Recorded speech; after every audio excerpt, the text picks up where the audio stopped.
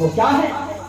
خود اللہ کے رسول صلی اللہ علیہ وسلم ارشاد فرماتے ہیں اللہ تبارک و تعالیٰ نے مجھے محمد بنا کر کے بھیجا ہے. یہ حضور کی ارشادات ہیں. محمد کا معنی یہ ہوتا ہے جو تعریف کیا ہوا، تعریف کرنے کی ضرورت نہیں ہے. ارے ہماری تعریف سے اس کا مقام بڑھتا نہیں ہے، بلکہ اللہ نے اپنے محبوب کا وہ نام ہی رکھا جس کا نام کا معنی ہی ہوتا ہے تعریف کیا ہوا. اعلیٰ حضرت فرماتے ہیں ذات ہوئی انتخاب وصف ہوئے لاجواب، ذات ہوئی انتخاب وصف ہوا لاجواب، نام ہوا مصطفیٰ تم پہ کروڑوں درود، کعبے کے بدرود دجا تم پہ کروڑوں درود، طیبہ کے شمس الضحا تم پہ کروڑوں درود. اتنا ہی نہیں بلکہ اپنے محبوب صلی اللہ علیہ وسلم نے خود اپنے زبان اطہر سے فرمایا اے لوگوں میں زمانے کے تمام لوگوں میں افضل و اعلیٰ ہوں. میرا جو خاندان ہے وہ تمام خاندانوں میں افضل و اعلیٰ ہے. آپ کتابوں کا مطالعہ کیجئے، ان کے خاندان کا نام بنو ہاشم ہے. یہ ایسا خاندان ہے کہ پورے عرب ممالک میں بلکہ پوری دنیا میں اس وقت جو لوگ بسا کرتے تھے ان تمام لوگوں میں بنو ہاشم جو ان کا قوم تھی عزیزان گرامی، وہ قوم تمام قوموں میں افضل و اعلیٰ. ان کا قبیلہ تمام قبیلوں میں افضل و اعلیٰ ہے. ان کا خاندان تمام خاندانوں میں افضل و اعلیٰ ہے. ان کا گھرانہ تمام گھرانوں میں افضل و اعلیٰ ہے. تبھی تو اعلیٰ حضرت فرماتے ہیں یا رسول اللہ تیری نسل پاک میں ہے بچہ بچہ نور کا. ارے بڑوں کی تم بات کرتے ہو، ارے بچے تک نہیں پہنچ سکتے. تیری نسل پاک میں ہے بچہ بچہ نور کا، تو ہے عین نور تیرا سب گھرانہ نور. سبحان اللہ سبحان اللہ. نہیں بلکہ اللہ کے رسول علیہ السلام خود ارشاد فرماتے ہیں میں جس خاندان میں آیا ہوں وہ تمام خاندانوں میں افضل و اعلیٰ ہے. میں جس مہینے میں آیا ہوں وہ مہینہ جو ہے تمام مہینوں میں افضل و اعلیٰ ہے. اتنا ہی نہیں میں جس ملک میں آیا ہوں یعنی مکہ شریف میں جو میں پیدا ہوا ہوں وہ تمام ملکوں میں افضل و اعلیٰ ہے.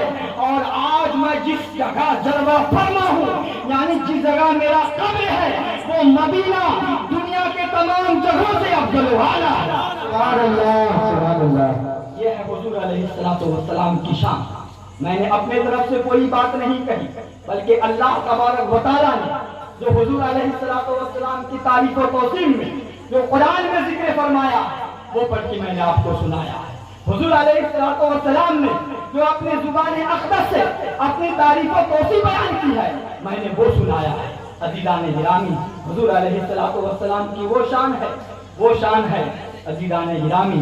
جب حضور علیہ السلام کی ولادت کا وقت قریب آیا حضرت جبرائیل امین کو حکم دیا اے جبرائیل امین آسمان کو سجا دو، جنت کو سجا دو اور 3 جھنڈے لے کر کے جاؤ.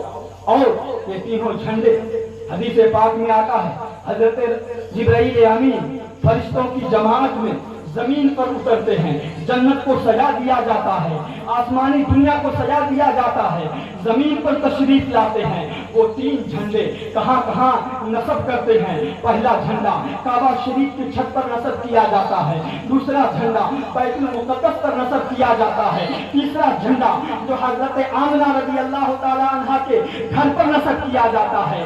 عزیزان گرامی اتنا ہی نہیں حضرت آمنہ رضی اللہ تعالی عنہا فرماتی ہے جس روز سرکار دو عالم صلی اللہ علیہ وآلہ وسلم کا ولادت کا وقت قریب آیا یقیناً میرے گھر سے ایک ایسا نور نکلا میں اپنے مکان سے بصرہ کی اونٹوں کی گردن یہیں سے دیکھ لی. اتنا ہی نہیں بلکہ حضرت آمنہ رضی اللہ تعالی عنہا فرماتی ہے جب سرکار صلی اللہ علیہ وآلہ وسلم کا ولادت کا وقت قریب آیا اللہ تبارک و تعالی نے پورے آسمان کو ستاروں سے سجایا. مجھے ایسا گمان لگ رہا تھا کہیں یہ ستارے میرے مکان پر نہ گر جائیں.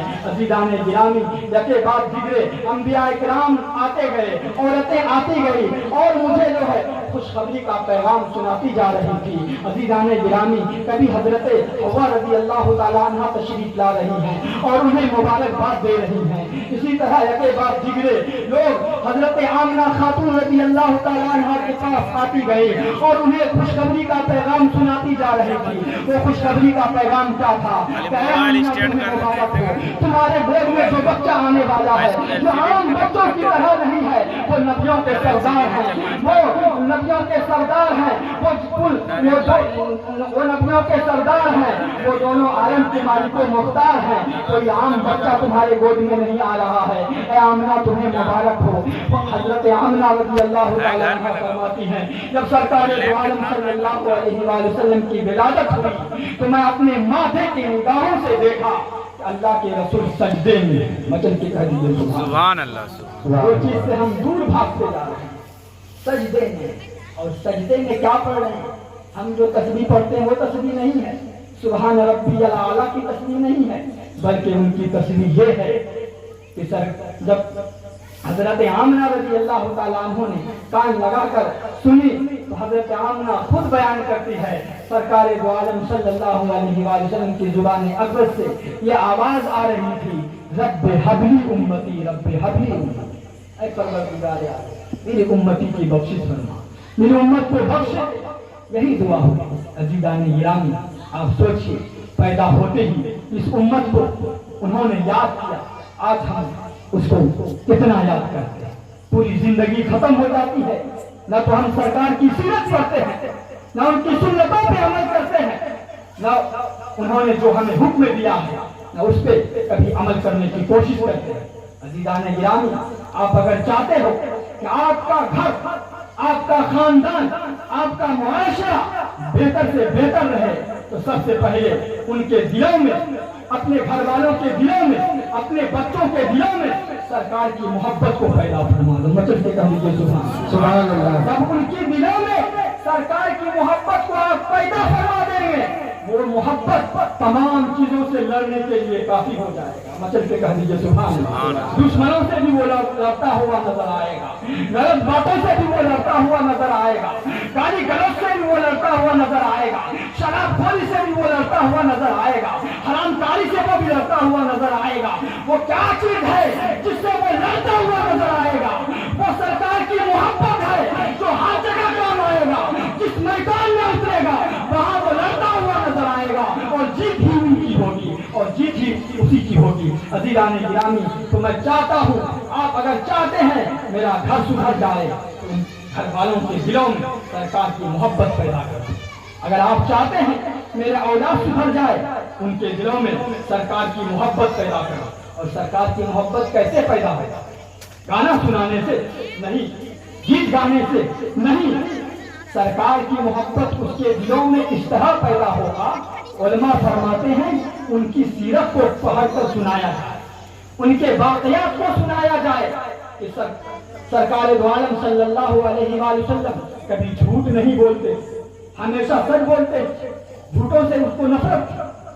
انہوں نے کبھی کسی کا دل نہیں توڑا، کسی کا دل نہیں دکھایا، کبھی کسی عورت کو بری نظر سے انہوں نے نہیں دیکھا. ایسی باتیں اپنے بچے کو سکھانے کی ضرورت ہے. آج ہمارا معاشرہ بگڑ رہا ہے، ہماری اولادیں بگڑ رہی ہیں، ہمارے بچے بگڑ رہے ہیں، ہماری بچیاں بگڑ رہی ہیں. آخر کیوں؟ آپ تعلیم میں بھی آگے ہو، اچھے سے اچھے تعلیم دے رہے ہیں، پھر بگڑنے کی کیا ضرورت ہے؟ عزیزان گرامی کچھ تو کرنی ہے، اسی وجہ سے بگڑ رہی ہے. عزیزان گرامی آپ کو چاہیے اپنے بچوں کے دلوں میں سرکار کی محبت کو پیدا کریں. اگر بچیاں ہیں حضرت خاتون جنت کی محبت کو پیدا کریں، ان کے واقعات کو سنائیں. یقیناً آپ کا گھر نہیں رہے گا بلکہ جنت کے بہاروں میں سے ہو جائے گا. مجھے امید ہے کہ میری بات آپ سمجھ میں ہوں گے. انہی چند باتوں کے ساتھ میں اپنی گفتگو کو ختم کرتا ہوں.